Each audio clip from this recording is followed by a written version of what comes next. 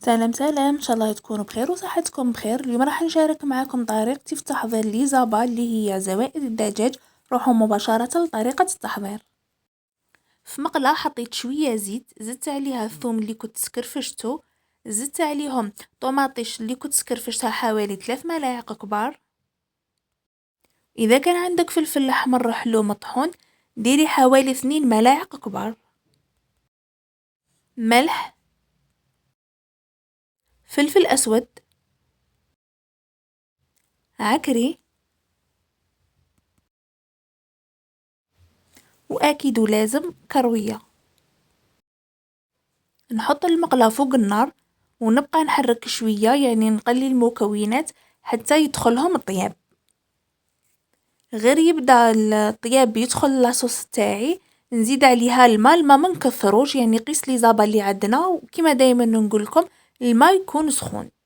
الماكله باش تجيك بنينه دايما مرقي بالسخون.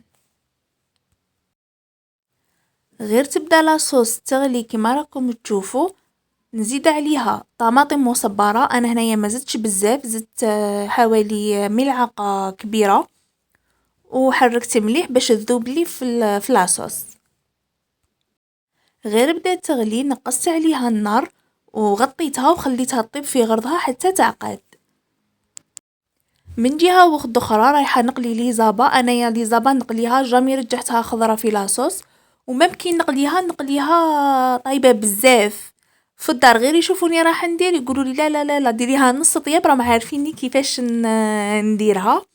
الله غالب كان ما تكونش مقليه مليح ما نقدرش ناكلها.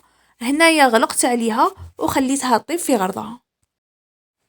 انا نحبها بهذا اللون. شوفوا مرات كي نديرها طايبه بزاف على حساب القسطويه، ومره نديرها شويه شويه على حساب القسطو تاع الدار، يعني نرضي كاع الاطراف.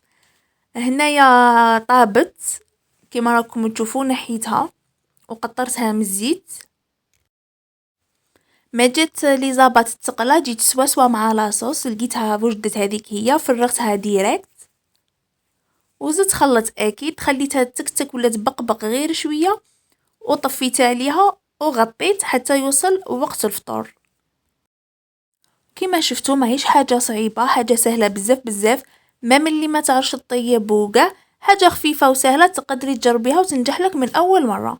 وهنا حبيت نصور لكم من المقله، وثاني حبيت نصور لكم كي كانت ماما تحط لنا في ليزاسيات. انا هنا ما بقى لي غير نقول لكم الى اللقاء، نتلاقاو في فيديو اخرى بحول الله. وماذا بيا تدعموني بجيم وكومنتير وابوني اذا ما كنتش ابوني في القناه. سلام.